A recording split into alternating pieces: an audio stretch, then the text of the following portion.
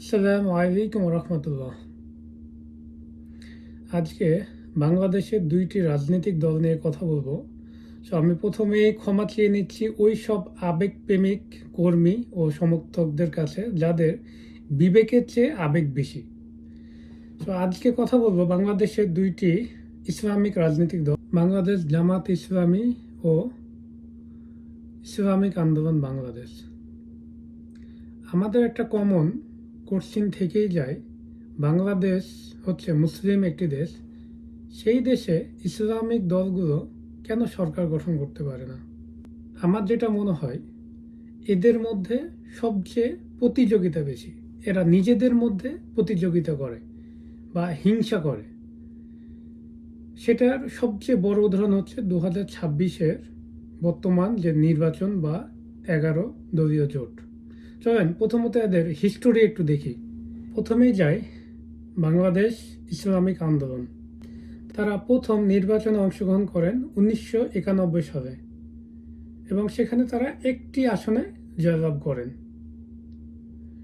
দ্বিতীয়বার তারা 2001 সালে অংশগ্রহণ করেন, তাদের রেজাল্ট 0, তারা কোনো আসনেই জয়লাভ করতে পারে নাই।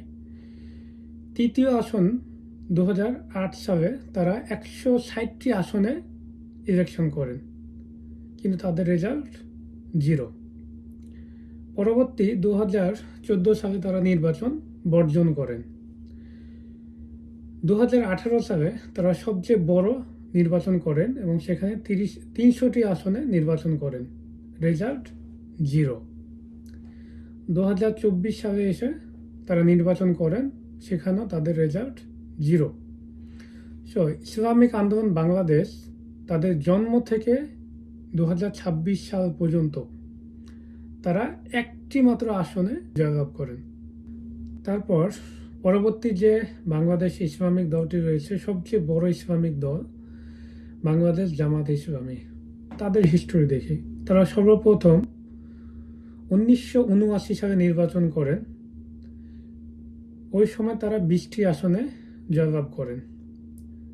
পরবর্তী 1986 সালে তারা স্বতন্ত্রভাবে নির্বাচন করেন এবং 10টি আসনে জয়লাভ করেন। পরবর্তী 1988 সালে তারা নির্বাচন বর্জন করেছিলেন। পরবর্তী 1991 সালে তারা আবার নির্বাচন করেন এবং তারা 18টি আসনে জয়লাভ করেন। পরবর্তী 1996 সালে নির্বাচন করেন এবং সেখানে 3টি আসনে জয়লাভ করেন। পরবর্তী 2001 সালে তারা নির্বাচন করেন এবং 17টি আসনে জয়লাভ করেন। 2008 সালে এসে 2টি আসনে মাত্র জয়লাভ করেন।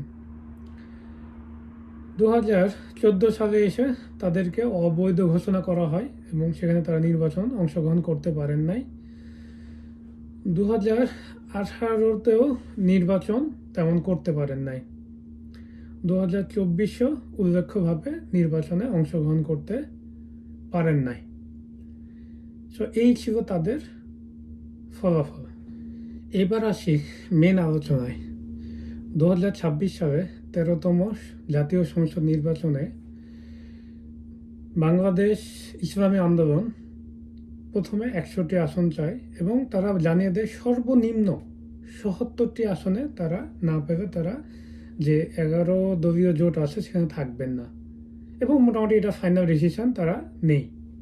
আচ্ছা, আপনি মনে করেন 100টা আসনে আপনি ভোটে দাঁড়াবেন, আপনার কি মনে হয় যে আপনি যে 70টা বলছেন আপনি 70টা আসনে আপনি পাস করতে পারবেন? আপনার জন্ম থেকে শুরু করে এখন পর্যন্ত একটাই মাত্র আসনে পাস করেছেন, সেইখানে আপনি 77টা আসন না দিলে নাকি আপনি একসাথে জোট করবেন না। আবার যাই বাংলাদেশ জামাত ইসলামী, তারা তাদের জন্য এই 2026 সালে যে নির্বাচন সেখানে 179টি আসন রেখেছে। তো আপনারা এখন পর্যন্ত সর্বোচ্চ পাস করেছেন 20টা আসনে, তাও সেটা জোটে, এবং স্বতন্ত্র পাস করছিলেন মেবি 10টা আসনে, সেটা হচ্ছে 1986 সালে। আপনি এই 179টা আসনেই যে ইলেকশন করে আপনি 179টাই দিয়ে কি পাস করবেন? আপনাদের মধ্যে এই মিনিমাম হচ্ছে সমঝোতা টুকু নাই। এই জন্যই আপনাদের এই কর্মকাণ্ডের জন্যই বাংলাদেশে ইসলামিক যে দলগুলো তারা হচ্ছে সরকার গঠন করতে পারে না। এগুলোর জন্য আপনারাই দায়ী।